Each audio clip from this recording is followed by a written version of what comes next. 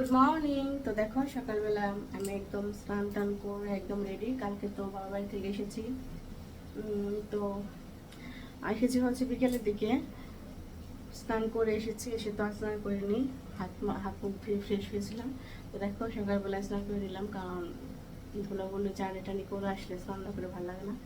দেখো শ্যাম্পু ট্যাম্পু করে সুন্দর মতো স্নান করে নিয়েছি। আর এখন সকালবেলার জন্য খাবো, তো কিছু একটা খেতে হবে। দেখো এই যে এখানে আমি হচ্ছি, আর ওখানে হচ্ছে চা করছি, রং চা। দেখো এখানে আমি চারজনের 4টা মুরগির ডিম সিদ্ধ দিয়েছি, দেশি মুরগির ডিম। কালকে হয়েছে কি, আসার সময় 5টা ডিম নিয়ে এসেছি, দেশি মুরগির ডিম। তো ওই ডিম দুইটা, মানে আসার সময় মানে হয়তো চাপ লাগছিল কোথাও, তো দুইটা ভেঙে গেছে। তো দুইটা কালকে ভাজছি রাতে, বাকিগুলো ফ্রিজে রেখে দিয়েছি। যা গরম, এই গরমে ডিম যদি ধরো একটু বাড়ি থাকে, মানে তাতেই নষ্ট হয়ে যাবে এরকম। দেখো ওই দিন এসে যে একটা নতুন ছাঁকনি, এই যে চাকরিটা আমার আগের চাকরিটা না নষ্ট হয়ে গেছিলো, তো এই জন্য দেখো এটা 50 টাকা দেখেছি।